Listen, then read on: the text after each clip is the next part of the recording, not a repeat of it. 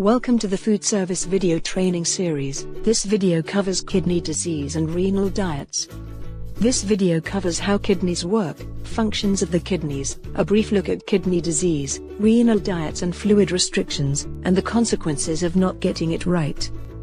Let's take a quick look at how kidneys work. The kidneys play a vital role in the daily workings of our bodies, helping maintain general health and well-being. The kidneys act as a waste disposal system for our body. They remove excess waste and fluid in order to keep our blood clean. Blood circulates through the kidneys about 12 times every hour. Our kidneys make urine from excess fluid and unwanted waste in blood, with 1 to 2 liters of waste leaving the body as urine each day. The kidneys control blood pressure by regulating how much fluid is in our body. When blood pressure is high, the kidneys remove fluid to release the pressure. If blood pressure becomes too low, the kidneys hold onto fluid, and cause our blood vessels to tighten in order to increase pressure in the blood.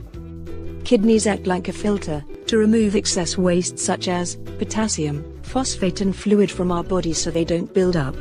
Kidneys make an active form of vitamin D. This helps our body absorb calcium and phosphorus.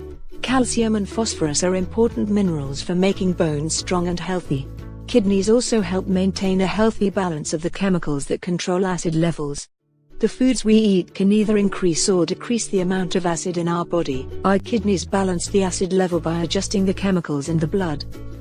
The kidneys can trigger the release of a hormone that prompts our bones to make red blood cells.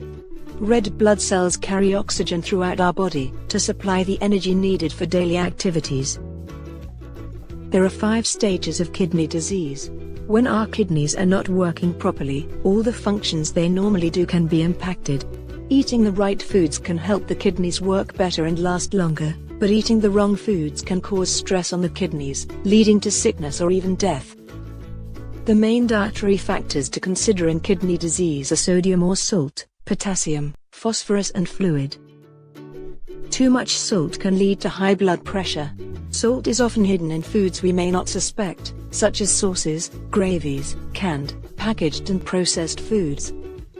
Potassium is needed for heart, nerves and muscles to work properly, however too much can be dangerous for people with kidney disease. Foods high in potassium include fruits, vegetables, milk, Vegemite and lots of other foods.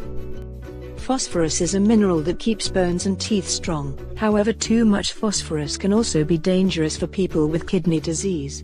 Phosphorus is found in many foods including meat, fish, poultry and dairy, as well as many processed and packaged foods. When kidneys are not working properly, they may not be able to remove extra fluid from the body. This means a person with kidney disease may have to drink or eat less fluid.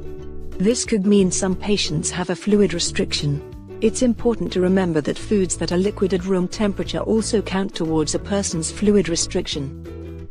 Examples of foods that are liquid at room temperature include ice, ice blocks, ice cream, cream and jelly. Some foods have more fluid content than others, for example, porridge, soups and yogurt. These foods may be limited for patients with a fluid restriction. Let's take a look at renal diets. The stage of kidney disease, blood mineral levels and medical treatment will influence what food and fluids are recommended. There may be special renal diets that will be used for renal patients, and these renal diets may restrict foods that are high in sodium, potassium or phosphorus. By restricting foods that contain these minerals, we can manage their levels in the blood, and reduce the stress placed on the kidneys.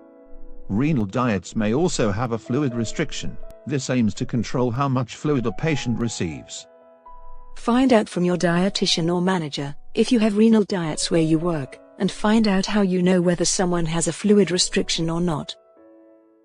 In the next few slides, we are going to look at the consequences of not getting it right. Let's talk about fluid first. If we don't provide the correct food and drink to patients with renal disease, it can cause severe health problems. Too much fluid can lead to a patient becoming fluid overloaded. This is because the kidneys are unable to remove the excess fluid from the body. Fluid accumulates in the bloodstream, tissues and lungs. Fluid overload causes swelling, shortness of breath and an increase in blood pressure. It forces the heart to work hard to pump the extra fluid, and can cause permanent damage to the heart. Eventually, the excess fluid can settle in the lungs, causing a life-threatening condition called pulmonary edema. Now let's take a look at the minerals: salt, potassium and phosphorus. Too much salt can force the kidneys to work harder, and increase blood pressure. It can also cause excessive thirst. This makes it hard for patients to stick to a fluid restriction, and increases the risk of fluid overload. High levels of potassium are very dangerous, and may cause the heart to beat irregularly, and even stop beating. Too much phosphorus can lead to brittle bones and heart disease. For patients with kidney disease, the medical team usually monitor these mineral levels. Now let's have a look at waste. If kidneys are damaged, they cannot filter waste effectively. If waste builds up in the blood, it can lead to the patient experiencing unpleasant symptoms. For example, waste products from protein which stay in the body can lead to the patient experiencing symptoms such as nausea, vomiting, taste changes and loss of appetite. That's it. Let's recap what we've covered. We've talked about how the kidneys work and the different functions they perform.